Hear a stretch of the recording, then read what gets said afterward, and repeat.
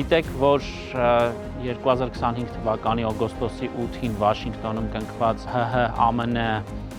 փոխըմբռնման հուշագիրը արհեստական բանականության և կիսահաղորդիչների ոլորտում հիմք հանդիսացավ, որ Հայաստանը դիտարկվի որպես ԱԲ ենթակառուցվածքներ ունեցող մի յուրօրինակ տարածաշրջանային հանգույց։ Գիշերը ժամանել է 3:30, առաջի խմբականակն է մեր GPU-ների, արդեն իսկ դատակենտրոնը պատրաստ է ընդունման, բոլոր ցեղ պայմանները 2000 հատ GPU-ի է։